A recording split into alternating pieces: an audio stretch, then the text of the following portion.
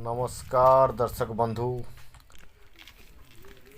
आज आम गोटे बढ़िया गुल्म हिसाब से जानमा जेनता कि तार ना हूँ बहुत परीक्षित है आ बहुत नामी दामी जेनता कि विशल्यकरणी जहाँके आम इंग्लीश कहूँ ट्रेडाक्स प्रोकुम्बर आ सब भाषा ताके विशल्यकरणी कहुचे।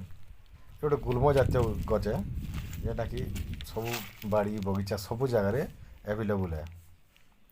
यार पतर देखबार के नीम पतर भलियाटा आ पतर धार करतर धार भलिया दंतरित है।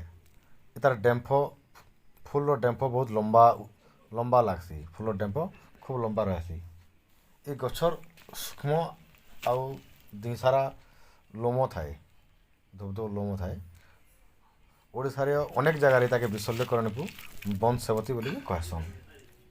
तार काम होचे जदि क्षतरु रक्तस्राव हो रक्त बाहर बेले विशल्यकरण पद देदेले सड़न बंद हो जाएसी।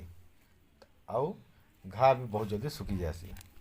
मलकंठ होता बेले 3-4टा विशल्यकरण पतर के डेली खाई बसले आउ माने से मलकंठर घा जगह दे बसले बहुत जल्दी घा सुखी जाएसी। रक्त भी बहबाट बंद हो जाएसी।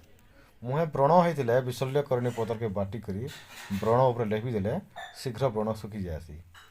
शक्ति वृद्धि करवार अच्छे बेले विशल्यकरण पतर के 2 चामच लेखाएं सकाले खाली पेटरे सेवन कले शरीर ताकत बढ़सी। श्वास सर्दी कफ होते 1 लिटर गुरस दिन मुठे विशल्यकरण पतर के दे सीझे देले आ सीझे ठंडा कर पीले माने आमर कफ छिड़ी छिड़ी सब बाहरी जाएसी। सर्दी खासी भी बंद हो जाएसी।